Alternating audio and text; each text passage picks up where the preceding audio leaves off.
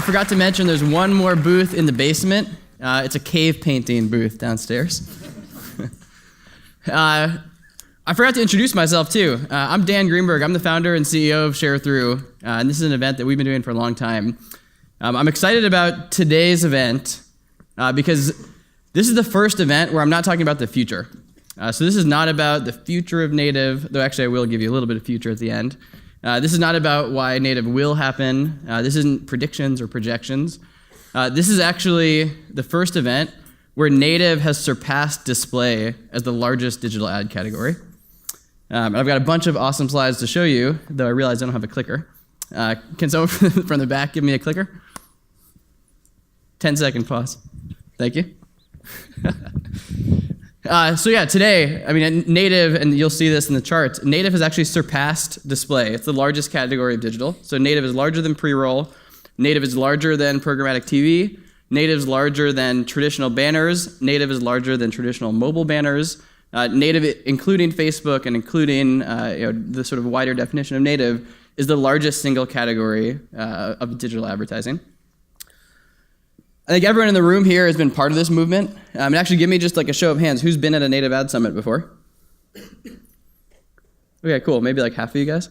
And actually, it does look like we filled up, so we probably have about 500 people with people on the sides. Doesn't look like 500, but I guess we have about 500. So everyone here has been part of this. We've been talking about this since 2012, even 2011. I think we coined the phrase native back in 2012. Fred Wilson put out this awesome State of the Union about native monetization. We really just ran with it. But this is something that I've been talking about, something that the company's been talking about, something that the industry has been talking about the future of for a long time.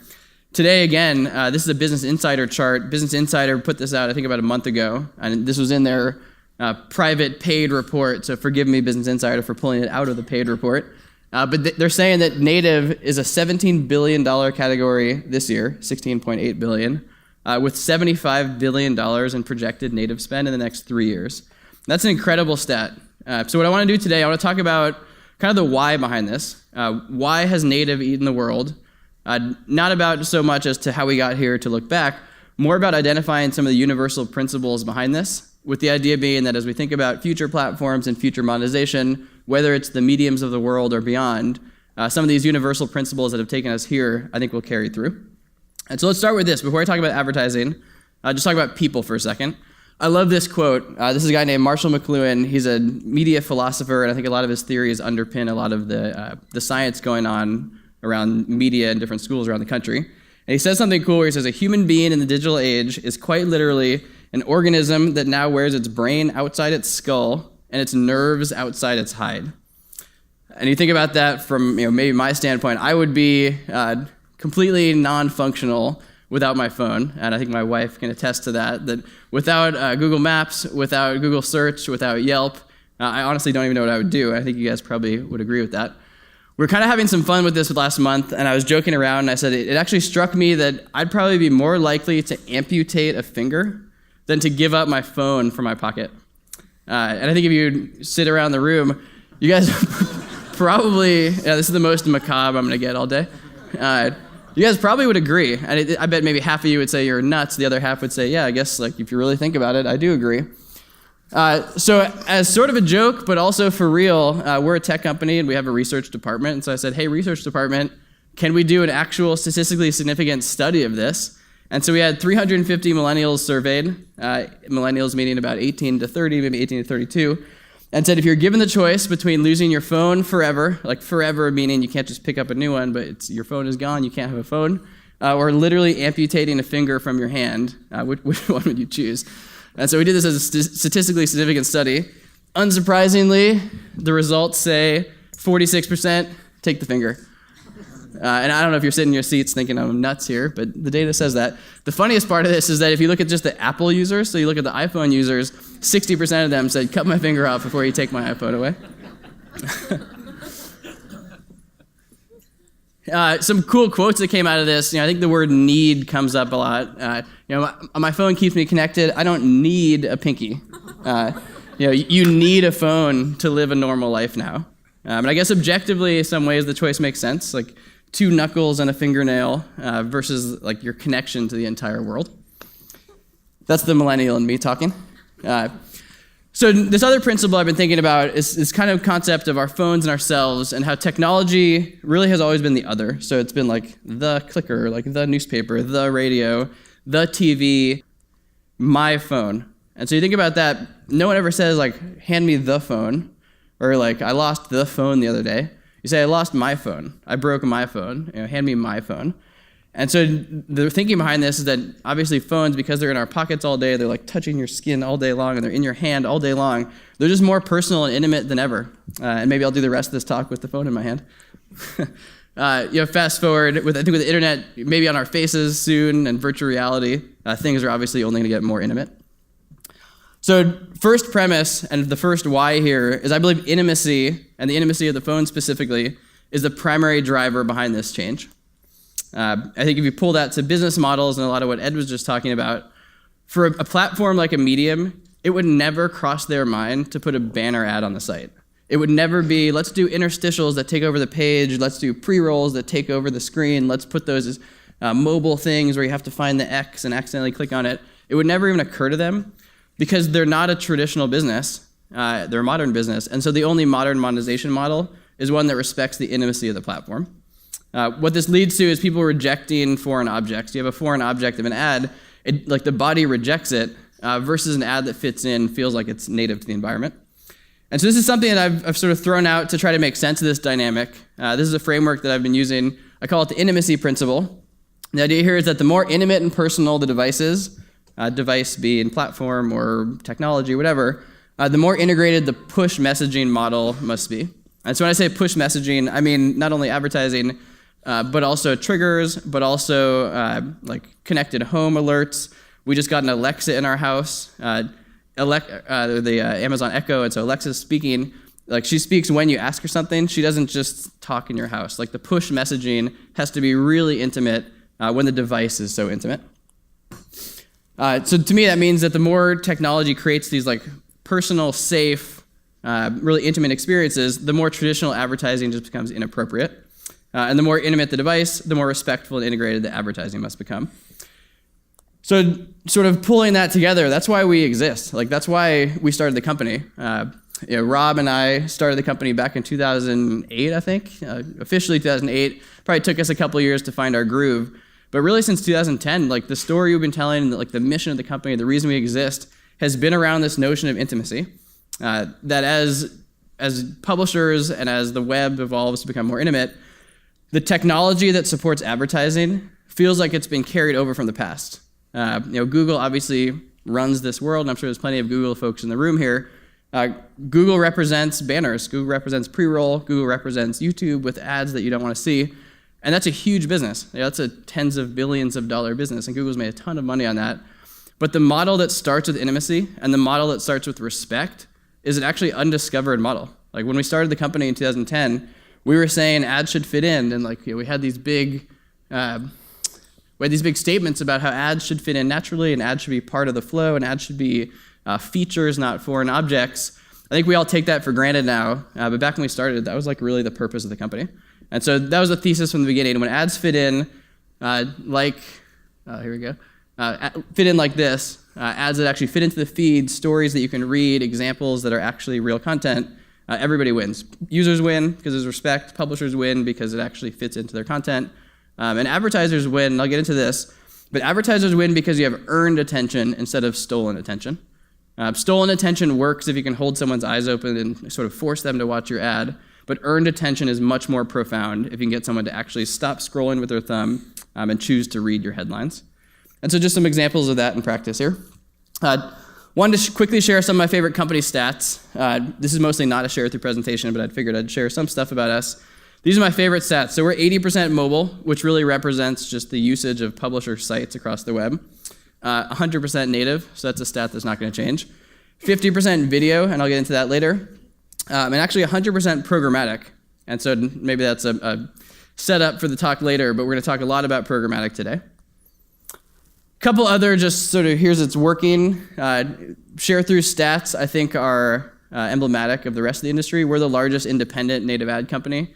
Obviously, Google has native ads, and Facebook has native ads, and Twitter, and Pinterest, and Instagram, and Snapchat, and the closed platforms We're the largest independent tech platform that powers native ads. And so looking at our stats are sort of a, canary in the coal mine, I guess, for the rest of the industry. And so looking at just like total native ad spend through Sharethrough products, obviously a nice, good graph here. I told you no projections, so I didn't want to put the projections up, but this is just historicals. And this one too, I'm really excited about this one. So this is publishers using Sharethrough not just to monetize programmatically and not just to manage mediation of ad networks and not just to do their own featured content, but actually to sell their own direct sold native ads.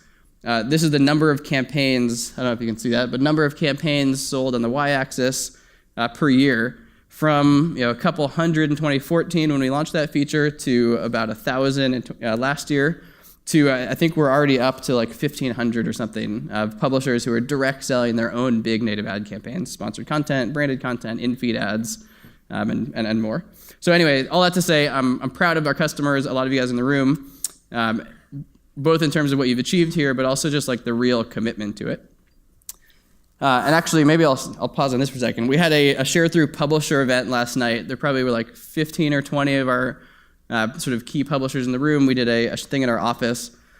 And one of the things that struck out for me, there were a bunch of different interesting insights and a lot of technical stuff, but one of the things that stuck was that someone told me when we do native ads that we sell cross-channel. So when we sell it on digital and on web, but also we sell it on TV. So we create branded content, 2-minute videos with the advertiser, and then we run it everywhere. When they run their branded content on TV, apparently if it's longer than 2 minutes, I guess Nielsen rates it as if it was a show. And so they get Nielsen ratings on their ads. You get like a 2-minute block of the ad, and Nielsen gives them the ratings on their ads. And actually, I don't know if I can quote this, but I think this was from our CNN partners, and so it's sort of a Turner story here.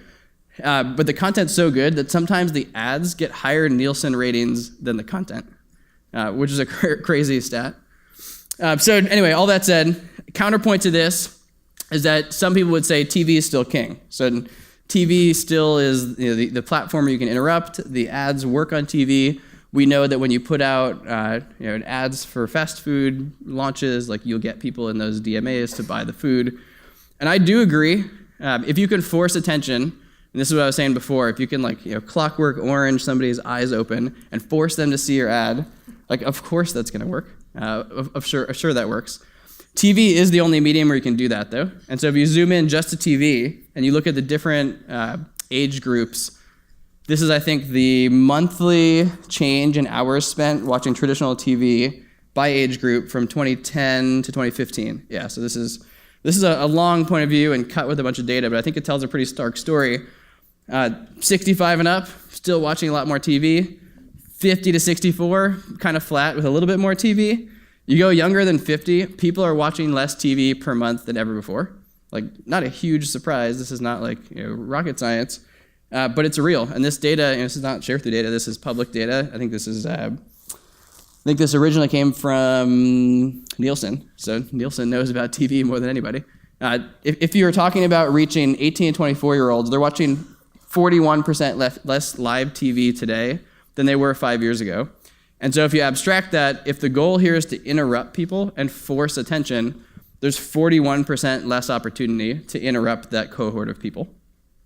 This is a side note, but I actually took this from my own TV the other day. We're actually starting to see native enter the TV ecosystem. I just saw this. I didn't know this was happening, but this is promoted listings right inside the TV guide.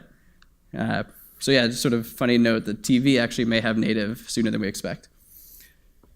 Putting that maybe in a memorable quote, at least for me, I think the way to think about this for me is that you can interrupt some people sometime, but you can't interrupt all the people all the time. Hopefully you guys get the Bob Marley reference here. So what that means, though, is that there's a growing cohort of people who I would consider uninterruptible. They're interruptible by their friends. They're interruptible by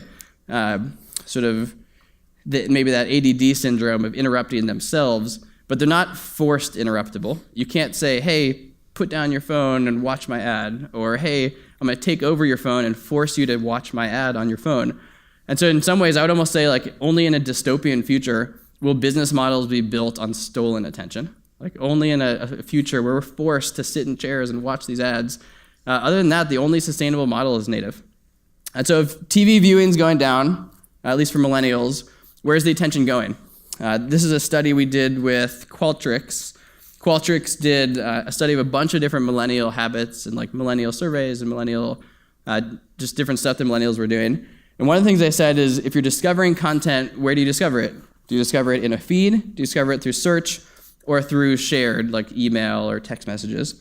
And overwhelmingly, the answer is in a feed. It's in the New York Times feed, it's in the ESPN feed, it's in the Facebook feed, the Twitter feed, the Pinterest feed. Personally, not a surprise to anybody. But if attention's moving to the feed, it's obvious where advertising's going. And so another question they asked here, I thought this was a cool one. After explaining what a native ad is, because I think most people don't really think about ad tech in the same way we do, if you explain what a native ad is and you say, hey, millennial, how should publishers make money? Assuming that publishers have to make money to survive, should they do native ads, sponsored content, ads that fit in? Should they do banners? Should they do subscriptions, pop-ups, or other? And obviously, answer here says native ads. Point being, if you want people to actually pay attention, especially for millennials, you have to get them to stop scrolling and earn that attention. This is something that one of our investors says, and I think he said it a couple years ago, and I've kind of run with it myself. But the shift to the feed has manifested itself into almost like a new marketing philosophy, where I think a lot of you in the room, if you're on the marketing side, would probably agree with this, that marketing was traditionally taught as the art of war. So it was taught as like conquesting and targeting and beachheads and like going to war on your customer.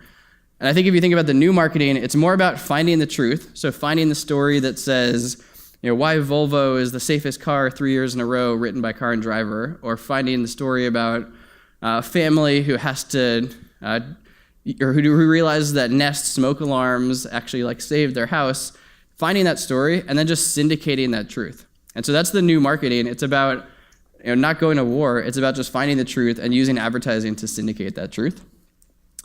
What that manifests itself for advertisers, like tactically, is just really being straightforward and direct and human. And so instead of having headlines and ads that are sort of hard to parse and you have to watch the whole thing, their stories are like right in the feed, you get the punchline. The easy tutorial will show you how to achieve the winged eyeliner look. Maybe not targeted at me, but relevant and direct and straightforward. All right, so let's pull back. As we think about the road ahead, that's kind of how we got to here. Think about the road ahead, though. Want to zoom back to the macro and then zoom into the micro attention. So at the macro level, I mentioned this before, but advertising always follows attention. That's not a surprise. This was surprising to me. I'd never seen this stat, but this actually says the total ad spend as a percentage of GDP, this is just in America, but percentage of GDP has been consistent for 70 years. During World War II, I think it dropped from like 1.5 to 0.8 or something. But ad spend as a percentage of GDP is always about 1% of GDP.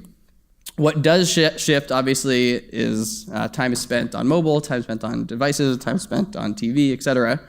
The green here, this is a Mary Meeker chart, but the green here is time spent per adult per day with digital media. Mobile's only up and to the right. We've all seen these charts. Not a huge surprise, but mobile's still growing.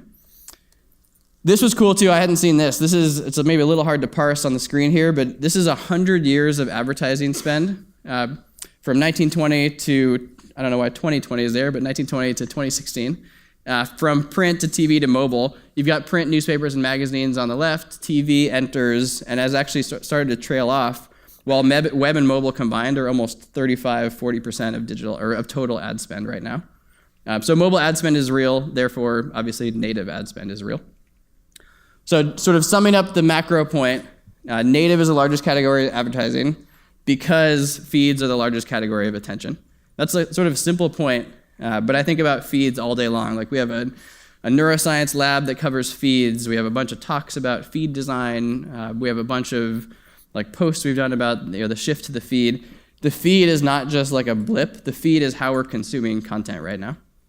So that's the macro view. The micro view, and the idea of thinking about like micro attention, this is why I think there's no going back now. So this is why I think we've arrived at this new normal, and we're not going back to a world of forced interruption.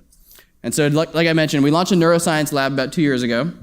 But we've been doing a lot of really interesting science, not just neuroscience, but also a bunch of reading science and words, just a bunch of really cool stuff. And some of it, if you were here last year, I did talk about the context words and this whole big dive into the science of reading. The headline of that, if you didn't see that talk last year, the headline of that is that the biggest insight from this lab from 2 years of work, it's pretty simple. It's that people see banners, but people read native ads.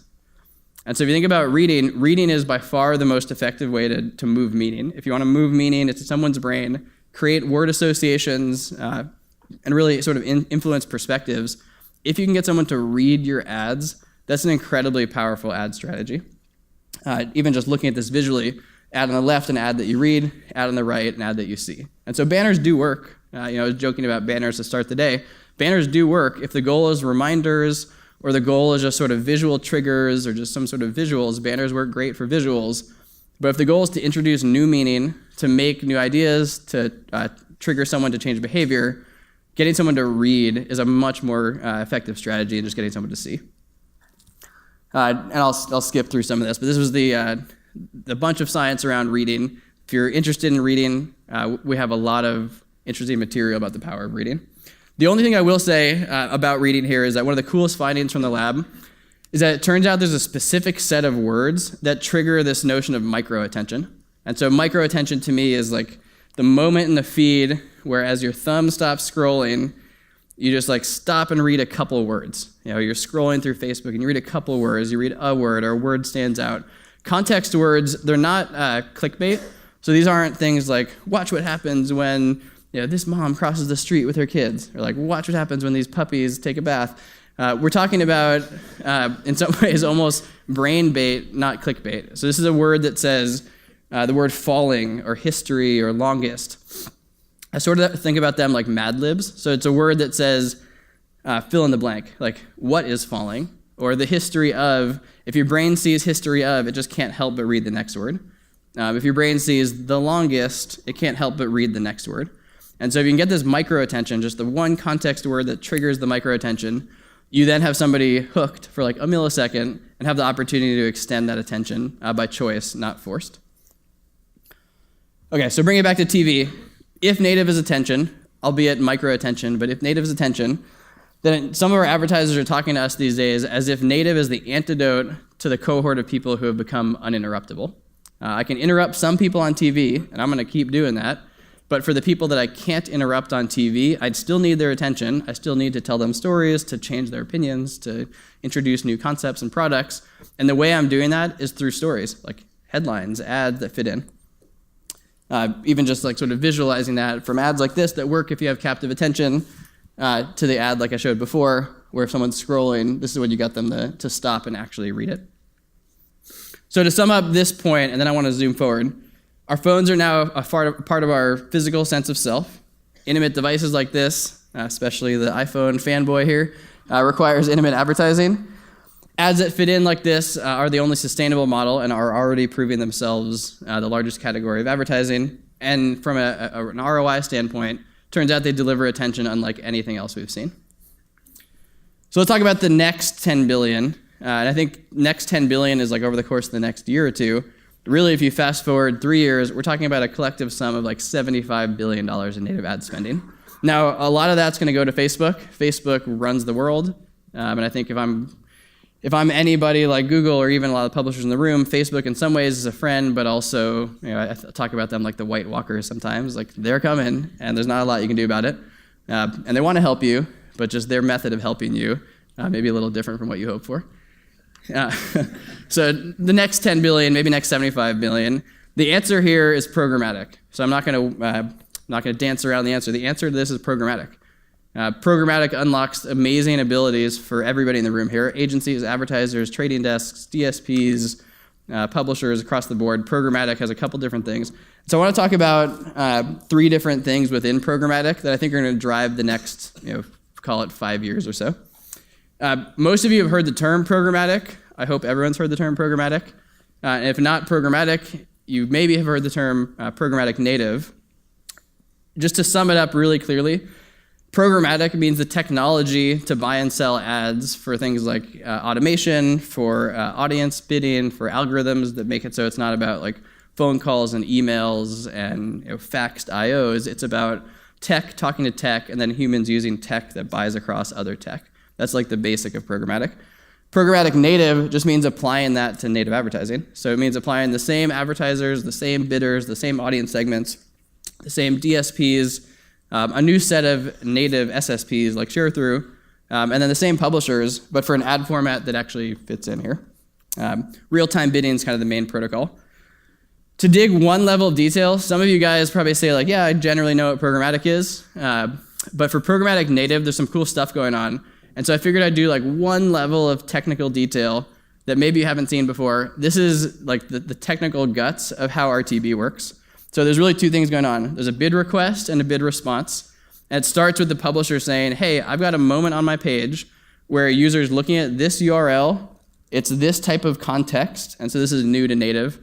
They're saying it's a social feed, a product feed, an editorial feed, like the difference between Amazon versus Car and Driver versus Facebook. Here's the layout. It's in a feed, it's below a post, it's in an article, it's on the feed on the side. Here's the device, here's the geo, here's the user ID if it's an app, and here's the anonymized cookie if it's the web. So the publisher's saying, here's my stuff, I'm requesting a bid. The advertiser then says, okay, here's my response, I see what you're asking for, and I see that you're asking for me to bid with a price, and so they put a price at the top with their content, their headline, their URL, their descriptions, their images, their thumbnails, their logos, all the different branding items, all their tracking tags, and really that's kind of it. It's just a bid request and a bid response. The difference is that with native, you're passing things that aren't just here's a place in the corner and here's a user. You're actually passing things about the context of the page. So you're passing what else is inside this page. Is it a feed of product reviews? Is it a feed of movie stories? Like what is this thing? And then the advertiser, instead of bidding with a fixed size asset that's like, here's my banner, they're actually bidding with component parts, and those component parts get rendered to fit in natively. So that's as technical as I'm going to get here, but I think it's helpful to see like the true technology behind this, because I think it brings the rest of it to light. So the three things that I want to talk about as it pertains to what programmatic unlocks for native, kind of beyond what it unlocks for standard ads, I'll start with this one, is that, like I mentioned, DSP integrations allow you to target context and layout. And so what that means tactically is that if I'm Roomba, so Roomba is my example here, and I have a Roomba. So if I'm Roomba and I'm trying to advertise Roombas, one way to do that is to say, hey, it's in your shopping cart. Here's a picture of a Roomba. Like, buy the Roomba, buy the Roomba, buy the Roomba. Here's a link to Amazon. Advertising as a reminder. And that kind of works. And personal example of that, I remember I told my wife, like, I want to buy a Roomba. She's like, fine, buy a Roomba. I realized it was like $500 or $600 or something. And so I kind of just like tabled it. Like, I'm not going to buy a $600 vacuum cleaner. And the ads followed me around the internet and said, buy a Roomba, buy a Roomba. Here's pictures of Roombas. Like, I've already decided not to buy it. And then when I read a story on the Sweet Home, which is like my favorite product review site, the Sweet Home, it said why the Roomba is worth all that money. Like, here's all the reasons why that Roomba is worth that money, and you'll never regret this decision. And so to me, it's a story, it's a review, not just a reminder. And so you can do this sort of one-to-one in the past. What you can do now programmatically is take a story like that. Headline says, why the Roomba robot vacuum cleaner is worth every penny. You can take that and run that across hundreds of product review sites programmatically, but still targeted at the right audience. Second thing here, we talked actually last night a lot about PMPs, private marketplaces for native. Private marketplace, really simply, just an exclusive RTB auction where publishers and advertisers, or publishers set up deal IDs for a direct advertiser, and it's like a direct sold thing. And so the value to this traditionally has been sold by the pub sales team. You have quality control built in because you've chosen your partners. It's all handpicked. What's cool for native is that this ends up being a really competitive tool against the closed platforms. So if I'm Warner Brothers, or if I'm Wenner Media or Rolling Stone, somebody like that, folks who are using this PMP, what they're saying is if I'm looking at my competitors, it's probably not my counterparts. Like, it's not the New York Times, and it's not, Cosmopolitan. It's Facebook. And in some ways, it's Google. It's these closed platforms who sell audience, and they sell scale, and they sell traffic. The thing that they can't sell, if I'm Facebook, is I can't sell editorial context. So I can't say, I am Esquire.com, or what's my example here? Men's Journal. I am Rolling Stone. So I am Rolling Stone. I'm selling you a programmatic deal to put your product story or your movie review or your actual native ad in my feed. Still targeted at the right audience, still targeted with your third-party data, still all the stuff you'd expect from traditional advertising. But publisher sales teams are seeing a lot of success because they're selling something that finally is unique and defensible against the closed platforms. So super excited about that. I'll end here on video. So we all know this experience. Like we all personally have seen this on Facebook. You've seen this on Instagram. It's that instant play. You scroll through the feed, video plays without sound. Pinterest has it now. Twitter has it now. Every platform's launched this. So we've all sort of seen this firsthand. What you may not have seen that I actually didn't realize either until I made this presentation is that if you look at YouTube, slowly has been growing. But if you look at the ad, or not even ad format, just the format of video consumption that I'm talking about, instant play has taken over the internet. So this is Facebook in yellow. Facebook is blue, Snapchat's yellow.